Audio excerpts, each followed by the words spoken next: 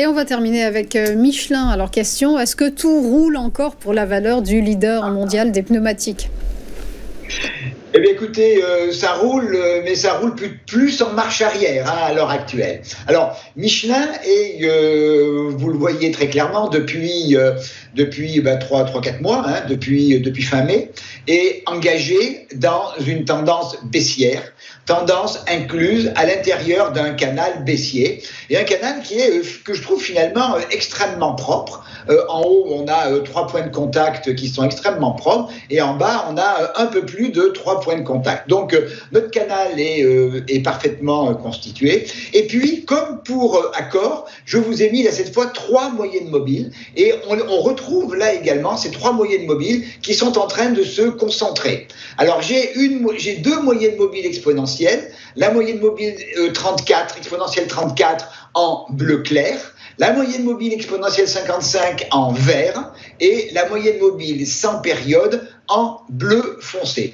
On voit que ces 3 moyennes mobiles, elles arbitrent aussi dans le passé, elles ont parfaitement arbitré les cours, ce qui leur donne véritablement un côté extrêmement opérant. Et ces 3 moyennes mobiles sont en train de se concentrer dans une petite zone entre 35,50 et 36. Et donc ce niveau, cette zone des 35,50-36, ce n'est pas une zone anodine, puisque tout d'abord, 35,50, c'est une zone de support très importante que l'on teste, qui sert de support sur lequel on se trouve depuis maintenant une grosse dizaine de séances. C'est surtout le bas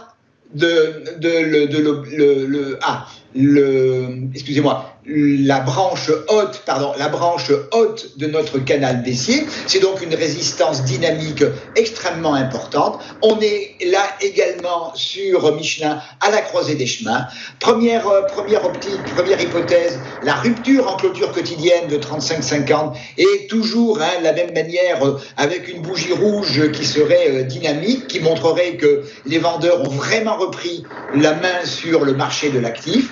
Cette rupture de 35,30 € nous ramènerait dans un premier temps sur 34,76, une petite zone de support 34,30, 34,28, 33,55 et l'oblique basse de notre canal baissier. Alors, la rupture de 35,50 et surtout derrière celle de 34,76 militerait pour moi véritablement pour une nouvelle rotation à l'intérieur du canal baissier.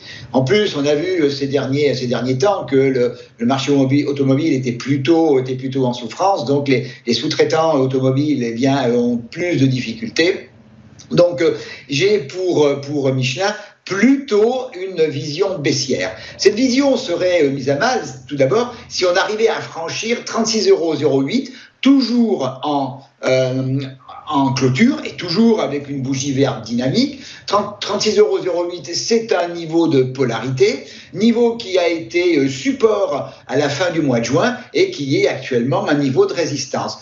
Mais le franchissement de 36,08 ne nous mettrait pas pour autant à l'abri, parce que dans la tendance baissière, le dernier plus haut, c'est celui qui date de la fin du mois de juillet à 36,92 €. Et tant que l'on n'aura pas franchi 36,92 €, on sera tout simplement dans le cadre d'un rebond technique en tendance baissière. Il faudra franchir 36,92 € en clôture quotidienne pour être sorti de la tendance baissière et revoir les niveaux de 37,52 et le sommet à 38,52 €.